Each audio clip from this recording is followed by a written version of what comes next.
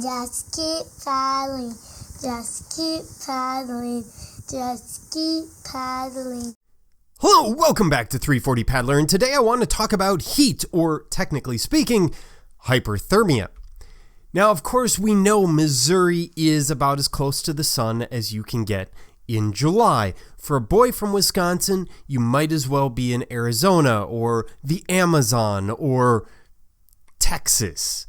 But either way, it's hot. So what do? Well, first of all, we need to talk about hyperthermia, what to do when your body overheats. And of course, this will lead to heat exhaustion and potentially heat stroke. So with that in mind, let's talk about some symptoms so that you know what to look for. And here I'm speaking to both the ground crew and the paddler. This would not be the first time that a paddler is suffering from one of these conditions and doesn't realize it. They simply feel like they're out of it, and the ground crew are the ones who actually see it and stop it.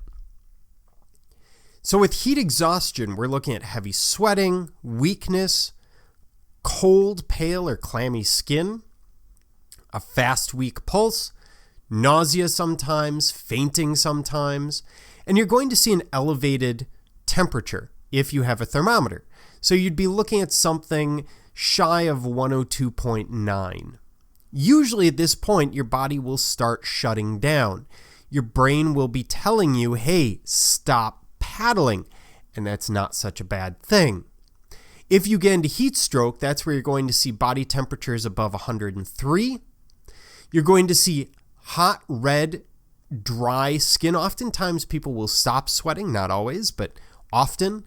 You'll see a rapid, strong pulse, and the person may become unconscious.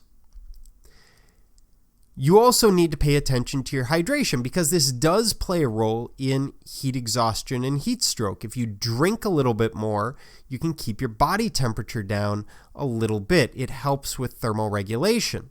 So watch your hydration. Look at that pee bottle before you dump it out. So let's talk about solutions. What do? Well, the first thing to do is if your paddler comes in, it's extremely hot, they're complaining about some of these symptoms, have them sit in the water. And this is probably the easiest thing you can do. You have large arteries running through the groin, the femoral arteries. If you simply sit in the water, which on the Missouri is almost certainly about 80 degrees, far cooler than the air temperature frequently, you will cool off rapidly. 5 minutes may be all it takes to feel completely refreshed. So keep this in mind. This is an easy way of handling this condition early on.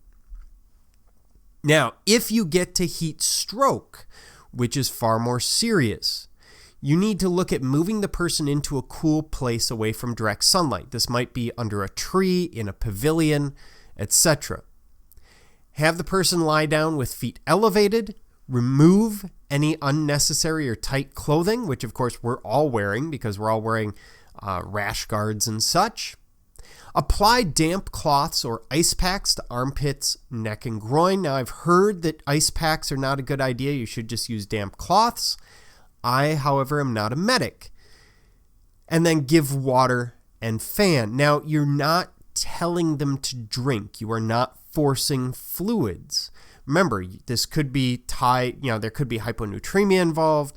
There could be a number of things. Make sure there's fluid that they can drink, but don't force them to drink. They are overly hot, not necessarily dehydrated. Those are two separate issues. One can play into the other, but they can also exist separately.